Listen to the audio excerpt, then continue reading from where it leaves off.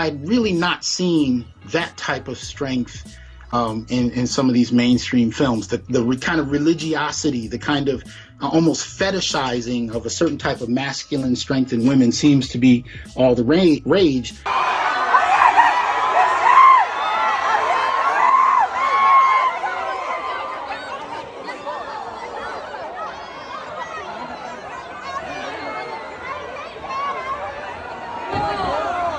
But again, more so than that, it's at the expense of men that I take issue with it, right?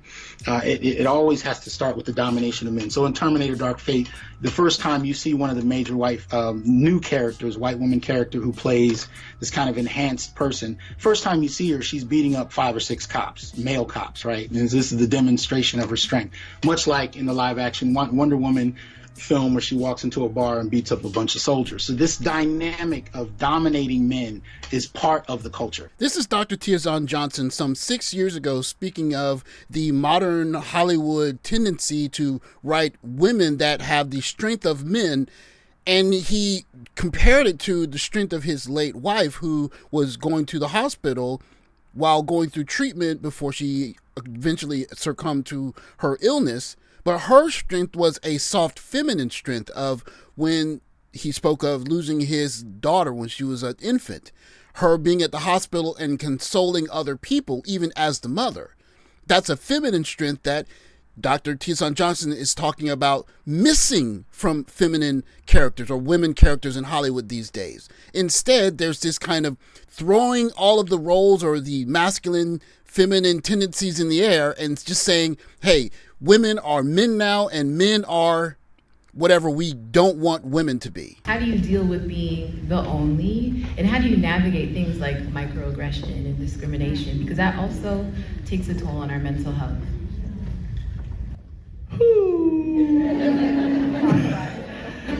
Existing at the intersection of being Black, cisgendered male, femme, queer, and plus size is a lot.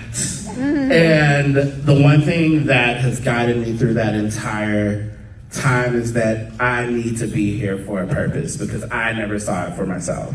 This is the cultural milieu that we're in, right? This is what is expected. This is what a whole generation, at least, if not two, have been raised on in terms of what womanhood should be and what manhood should look like in relation to that definition of womanhood. This is the context we have for Harriet. Are you ready, General? Ready! Contact! Give up! Hook the enemy's shield! Aim for the heart! What is this? A game? For the lack of a better word, General, we call it war.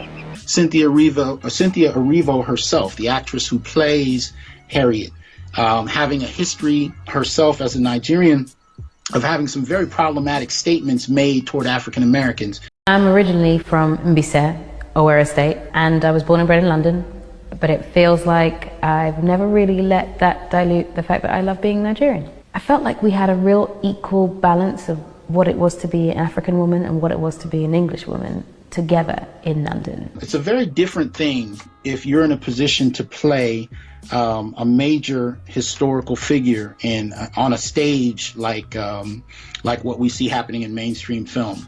And if you're going to have derogatory beliefs about the people whose hero you're portraying, I think that should be an issue taken into account when such characters are played. So in 1981, Shakazulu was to come on screen.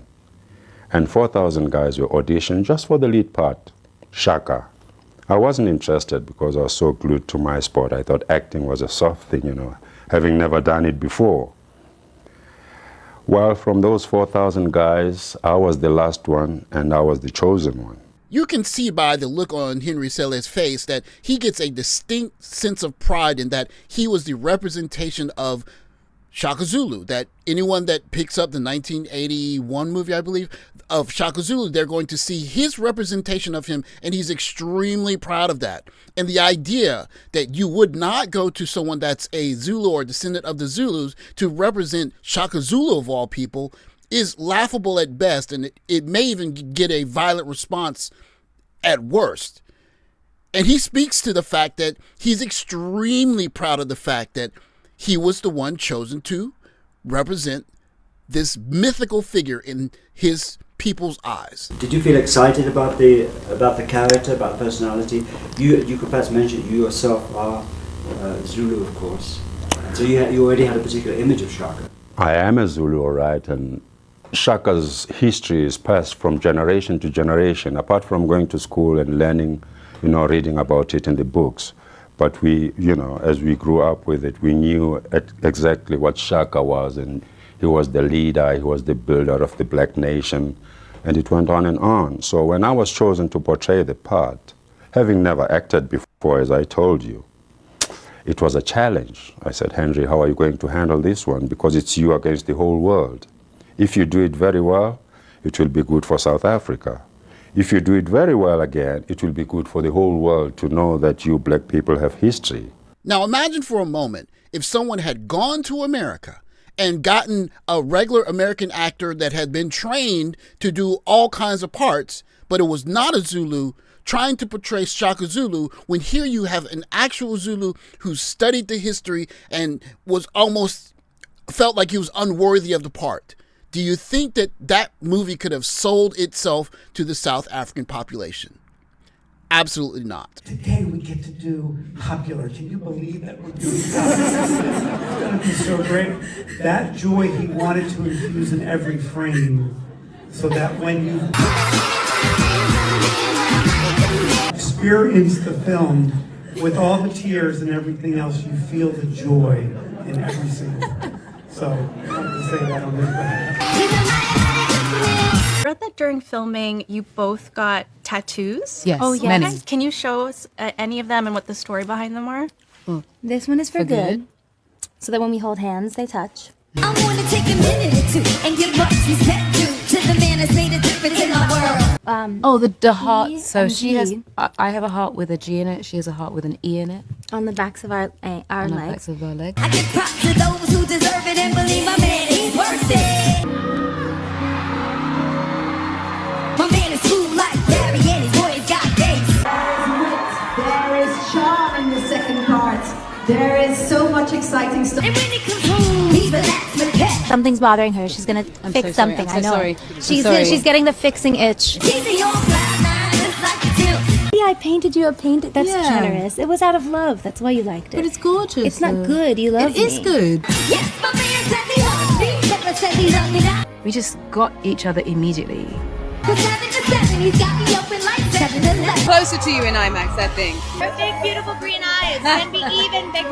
And her gorgeous, gorgeous smile can be even more gorgeous. Cause the men are hard to find. And you will be really frightened at some of the things that these men are saying. They're saying, well, why would I deal with a woman? Why would I? Like, what can a woman do for me? Women reject me. Both sexes want the privileges without the responsibilities. And you see that within the manosphere as well. That's what the manosphere wants. They want all the privileges of masculinity without any of the responsibilities. They don't want to have to be the breadwinner for their families or to do difficult work or to risk their safety doing anything. Existing at the intersection of being black, cisgendered male, femme, queer, and plus size is a lot. It's very interesting that Hollywood chooses someone like Cynthia Erivo to be the face of perhaps the most exalted black woman in American history. And then on the backside of that, use her as the kind of new model of masculinity and tell guys basically, this is the right way to do masculinity. You can see it in her relationship with Ariana Grande. It's her being protective and being very loving, but also being this kind of motherly figure or fatherly figure, all of these things. Now, I don't know what their relationship is, but it seems to me that Hollywood is trying to teach men to fit in certain boxes.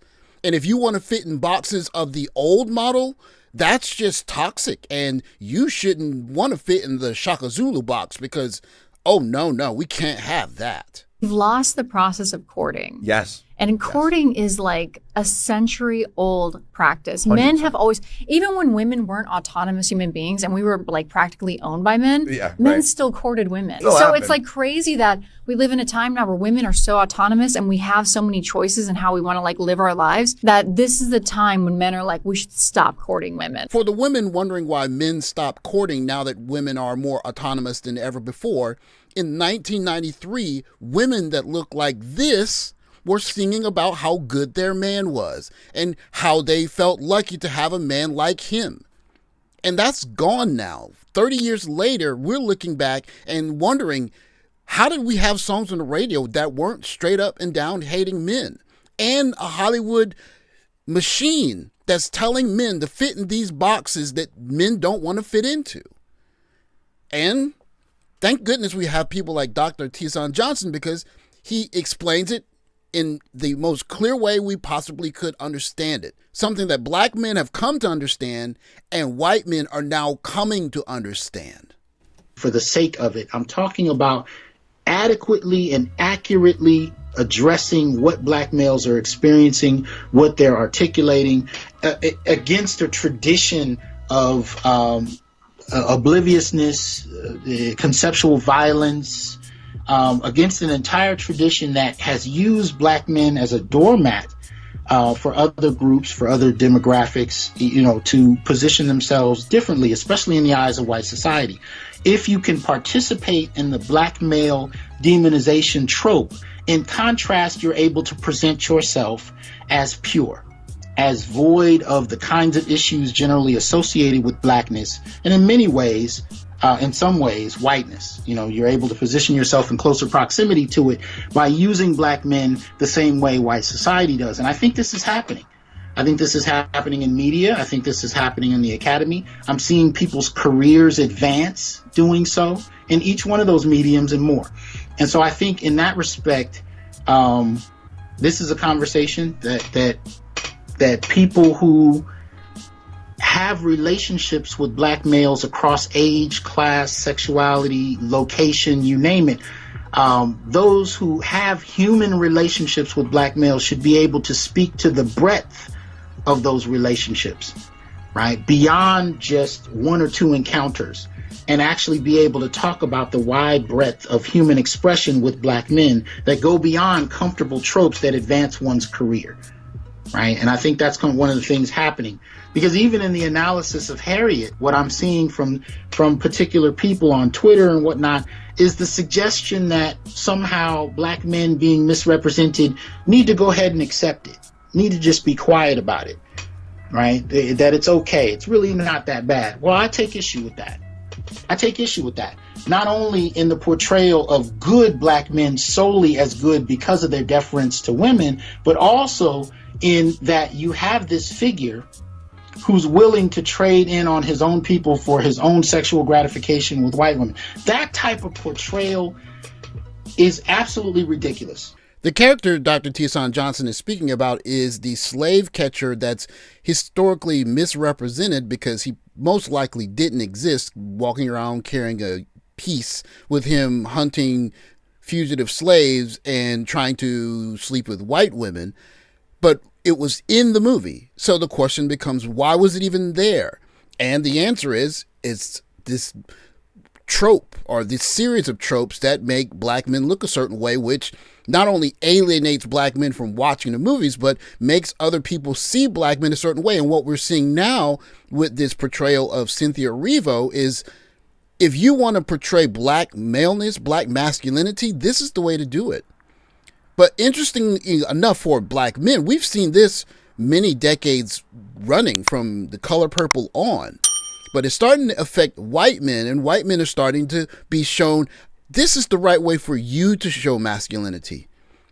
And if you want to be a good man and have a woman singing, "What a man, what a man, what a man," then this is the box you're supposed to operate under.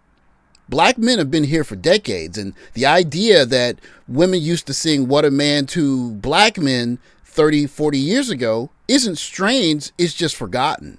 And instead of tolerating it, black men are looking for other places to fulfill themselves. But for the rest of society, more specifically white men, welcome to the jungle. It's time for you to figure out how to find a woman that tells you what a man, what a man, what a mighty good man.